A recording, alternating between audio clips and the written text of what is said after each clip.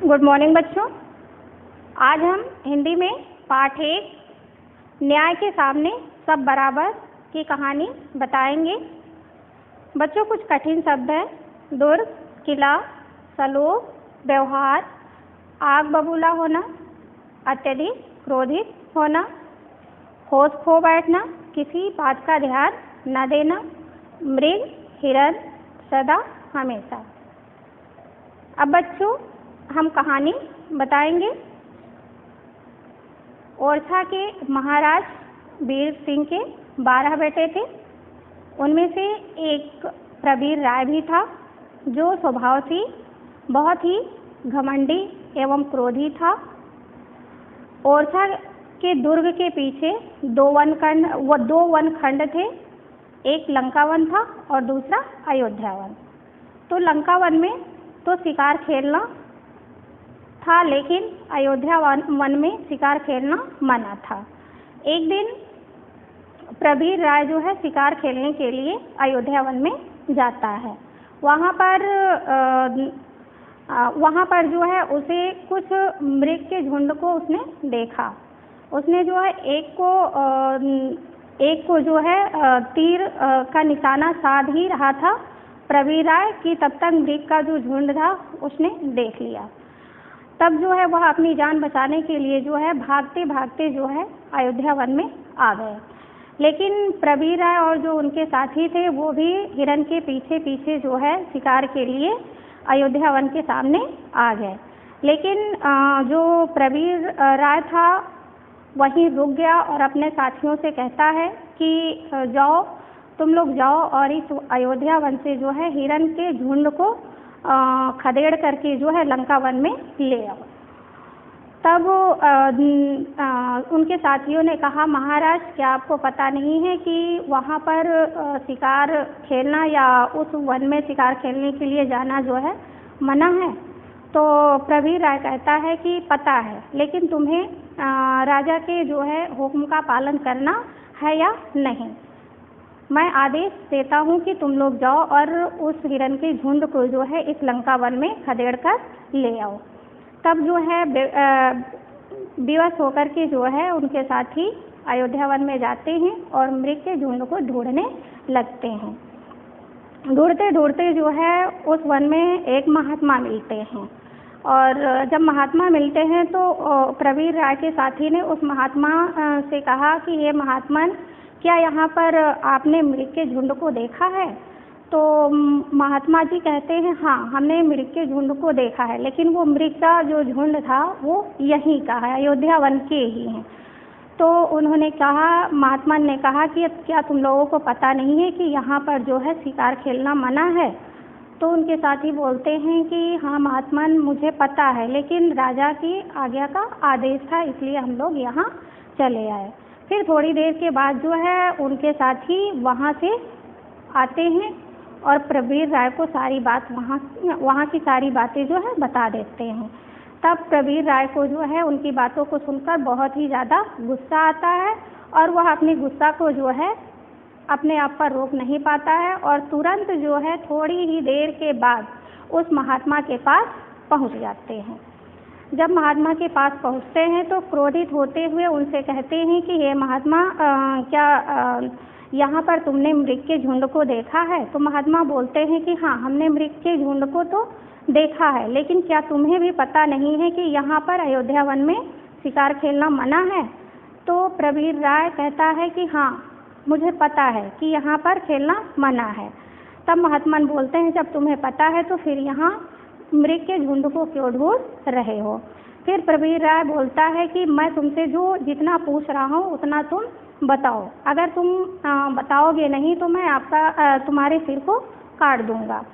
तो महात्मा जो है कुछ नहीं बोलते हैं। फिर प्रवीर राय उनसे पूछता है, उसके बाद भी महात्मा उसे कोई जवाब नहीं देते हैं। और जब वो उसे कोई जवाब नहीं देते हैं तो प्रवीर राय बहुत ही ज़्यादा क्रोधित होता है, और क्रोधित होकर के जो है अपने होश को खो बैठता है और अपनी तलवार म्यान से जो है अपनी तलवार को खींचता है और उनकी गर्दन को उड़ा देता है। यह बात जो है पूरे राज्य में फैल जाती है, और जो है यहाँ तक कि यह बात जो है प्रवीर राय के जो है पिता वीर सिंह के पास भी यह बात पहुँच जाती है। तब वीर सिंह जो है सोचने लगते हैं कि मेरा ही बेटा जो है ऐसा अपराध कर डाला है, अब उसके साथ हम कैसा सलूक करें। यह इस बात को लेकर के जो है वो बहुत ज़्यादा चिंतित तो हो रहे थे और सोच नहीं पा रहे थे कि हम इसके साथ कैसा व्यवहार करें। अंत में जो है वह रानी के पास जाते हैं और रानी से कहते हैं कि हे रानी, आज मैं एक आपसे प्रश्न करना चाहता हूँ, क्या आप उसका उत्तर दोगी? तो रानी कहती हैं कि हाँ, आप पूछो, मैं उसका उत्तर अवश्य दूंगी। तब राजा पूछते हैं कि अगर बिना अपराध के ही कोई महाराज के गर्दन को काट देता है तो उसके साथ कैसा सलूक करना चाहिए? तब रानी तुरंत ही उत्तर देती है कि उसको जो है प्राण दंड की सज़ा देना चाहिए। अब राजा को यह बात समझ में आ जाती है और जो है राजा धीरे से जो है वहाँ से आते हैं और सोचने लगते हैं कि हाँ, इसको जो है अवश्य ही प्राणदंड देना चाहिए। अगले दिन राजा जो है जब राजगद्दी पर या अपने सिंहासन पर बैठते हैं तो मंत्री को आदेश देते हैं कि हे मंत्री, उस प्रवीर राय को जो है बंदी बनाकर एक दिन के लिए जेल में डाल दिया जाए। तब मंत्री जो है उस प्रवीर राय को बंदी बना करके जेल में डलवा देता है। जब दूसरा दिन आता है तो राजा जो है रोज़ की तरह पूजा पाठ करते हैं और पूजा पाठ करने के बाद जो है जब वो अगले दिन सिंहासन पर बैठते हैं तो फिर जो है मंत्री को बुलाते हैं और कहते हैं कि उस प्रवीर राय को जो है मेरे सामने लाया जाए। अब मंत्री जो है प्रवीर राय को जो है राजा के सामने लेकर आते हैं। तब राजा जो है उसको देखते हैं और प्रवीर राय भी अपने पिता को देखता है। अब पिता और पुत्र दोनों की आंखें आपस में मिलती हैं और फिर जो है राजा प्रवीर सिंह से पूछता है कि आपको जो है आपके ऊपर एक अपराध है कि आपने जो है किसी महात्मा का वध कर डाला है। तो प्रवीर राय बोलता है कि हाँ, मैंने ऐसा किया है। तब राजा पूछते हैं कि तुमने ऐसा क्यों किया? तो प्रवीर राय बोलता है कि मैं मृग के झुंड को पूछ रहा था, लेकिन उन्होंने बताया नहीं, इसलिए मैंने उनके गर्दन को काट दिया। तब राजा फिर पूछते हैं कि क्या तुमको पता नहीं था कि अयोध्या वन में जो है शिकार खेलना मना है? तो प्रवीर राय जो है बोलता है कि हाँ, पता था। तो फिर राजा प्रवीर राय से कहते हैं फिर ऐसा क्यों किया? तो प्रवीर राय जो है अपने सिर को नीचे झुका लेता है और कुछ बोलता नहीं है। तब राजा ने जो है मंत्री को आदेश देता है कि इसका जो है जिस तलवार से इसने महात्मन का जो है सर काटा है उसी तलवार से इसका सर काट दिया जाए। अब मंत्री जो है राजा के आदेशानुसार वही काम करता है, ले जाता है और उसके सर को कटवा देता है। तो बच्चों, हमें इस कहानी से क्या सीख मिलती है?